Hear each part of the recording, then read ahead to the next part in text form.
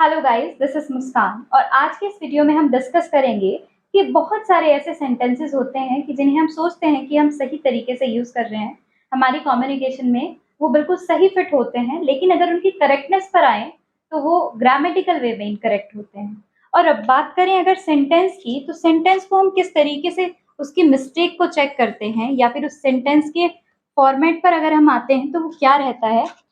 पहली चीज होती है ग्रामर और दूसरी चीज होती है मीनिंग। दो चीजों के बेसिस पर हम एक सेंटेंस को जज करते हैं, लेकिन कम्युनिकेशन में कभी-कभी ऐसा होता है कि अगर हमारा मीनिंग कन्वे हो रहा है तो हम इसको नेग्लेक्ट कर देते हैं। यानी कि हम ग्रामर को नेग्लेक्ट करके मीनिंग, अगर हमें कुछ मिल रहा है तो हम उसको छोड़ देते हैं, लेकिन हमें ऐसा नहीं करना है क्योंकि हम अपने कम्युनिकेशन को इफेक्टिव बनाना चाहते हैं। तो इसीलिए हम ग्रामर प्लस मीनिंग दोनों के बेसिस पर अपने सेंटेंस को इम्प्रूव करेंगे। पहला सेंटेंस हमारे पास है, how do you call this in English, कि आप इसको इंग्लिश में कैसे बोलेंगे। यहाँ पर मीनिंग की बात करें तो हम समझ पा रहे हैं कि क्या ये सेंटेंस हमें बताना चाह रहा है, लेकिन ग्रामेटिकल वे में आए तो ये इनकरेक्ट है। हाउ को हमें रिप्लेस करना होगा व्हाट से। What do you call this in English? Second one sentence is I am waiting you. यहाँ पर भी हम समझ गए कि वेट करने की बात हो रही है, लेकिन ग्रामेटिकल वे में इसमें भी इनकरेक्टनेस है। I am waiting for you is the correct sentence. Second one, I am agree with you. I am agree with you. यहाँ पर भी एक सेंस जनरेट हो रही है कि हाँ वो किसी बात से एग्री कर रहा है, लेकिन आई के साथ यहाँ पर जो ये एम, एग्री के साथ जो ये एम यूज हुआ है, ये नहीं होगा। I agree with you is the correct sentence. Second one is I think I did a mistake.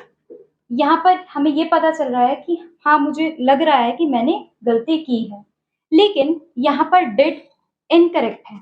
I think I made a mistake. I think I made a mistake. I lost the bus, यहाँ पर हम समझ गए कि उसकी बस जो है छूट गई है, लेकिन यहाँ पर लॉस्ट नहीं आएगा, यहाँ पर आएगा missed. I missed the bus. She सैंग sweet, हमें पता चल गया कि वो बहुत अच्छा गाती है, लेकिन ग्रामेटिकल इनकरेक्टनेस यहाँ पर है कि she सैंग sweetly. She सैंग sweetly. Second one is she was married with a dentist. यहाँ पर हमें पता चल गया कि उसकी शादी किसी डेंटिस्ट के साथ हुई थी, लेकिन मैरिड के साथ हमेशा हम टू यूज करते हैं।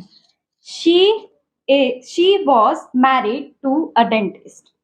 ही इज येट एट होम। अब हमें पता चल गया कि वो अभी तक घर पर ही है, क्योंकि येट का मीनिंग यही होता है, लेकिन यहाँ पर येट नहीं, हम यूज करेंगे still. He is still at home. Next sentence अब हमारे पास है, I have visited London last weekend. लेकिन लास्ट वीकेंड की बात करें तो ये एक पास्ट एक्टिविटी हमें शो कर रहा है, तो पास्ट वर्ड होने की वजह से, जैसे यस्टरडे, लास्ट वीकेंड, तो वहां पर हम सेकेंड वर्ब यूज करते हैं। तो यहाँ पर आई हैव विजिटेड नहीं आएगा, यहाँ पर आएगा visited. I visited London last weekend. Second one is I prefer tea than coffee.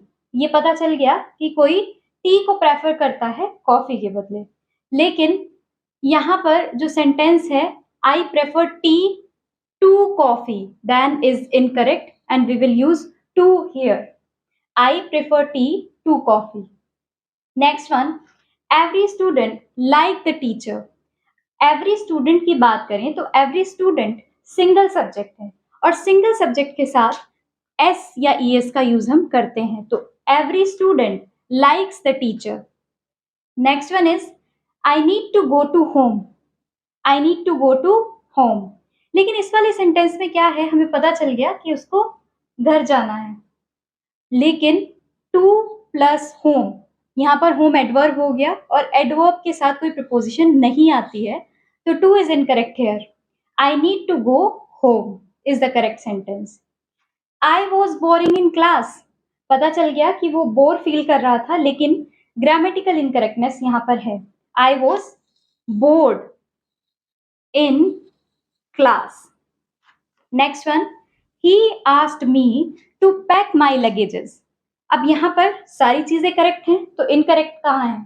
Sentence incorrect है लगेजेस पर, क्योंकि लगेजेस एक अनकाउंटेबल नाउन है और इसमें एस का यूज हम नहीं करते हैं, तो यहाँ पर आएगा he asked me to pack my luggage.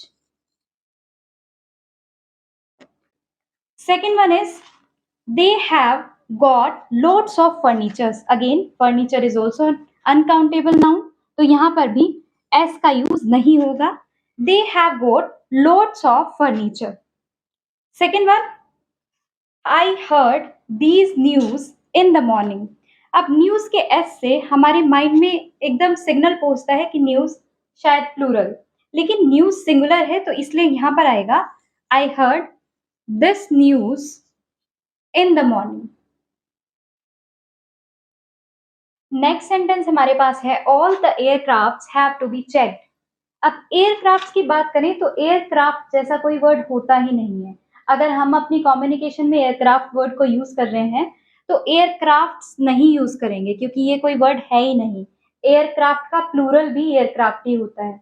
तो यहाँ पर जो करेक्ट सेंटेंस है all the aircraft have to be checked. Next one is I am much tired. हमें पता चल गया कि यहाँ पर टायर्डनेस वाली बात चल रही है कि बहुत थकने वाली, तो मच यहाँ पर नहीं यूज करेंगे, यूज करेंगे very tired. I am very tired. और अगर आप अपनी कम्युनिकेशन को और भी ज्यादा इफेक्टिव बनाना चाहते हैं तो आप वेरी टायर्ड को भी रिप्लेस कर सकते हैं एग्जॉस्टेड से। I am exhausted. Next one is he goes better every day. वो दिन प्रतिदिन अच्छा होता जा रहा है, बेहतर होता जा रहा है। तो ही गोज, गोज यहाँ पर इनकरेक्ट है, gets. He gets better every day.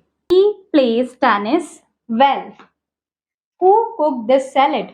अब सैलेड की बात करें तो सैलेड कुक नहीं किया जाता, प्रिपेयर किया जाता है, या फिर मेड यहाँ पर हम यूज करेंगे। Who made this salad. Who made this salad. Next one is I always have a good breakfast at the morning. At the morning नहीं यूज करेंगे, यूज करेंगे in the morning. I always have a good breakfast in the morning. आज इस video में हमने काफी sentences को देखा कि जो मीनिंग के बेसिस पर तो हमें सही लग रहे थे, लेकिन ग्रामेटिकल वे में वो गलत थे। इसी तरीके से बहुत सारे सेंटेंसेस ऐसे हैं कि जिनको हम अपनी डेली लाइफ में गलत तरीके से ग्रामेटिकल वे में यूज कर रहे हैं, लेकिन अगर मीनिंग को देखें तो वो सही होते हैं। तो इस तरीके से आप अपनी कम्युनिकेशन को इफेक्टिव बना सकते हैं कि आप उन सेंटेंसेस को ग्रामेटिकल वे और मीनिंग दोनों वे में सही रख के यूज करें। I hope you guys will like this video. Thanks for watching this. Like, share, subscribe to this channel and don't forget to press the bell icon.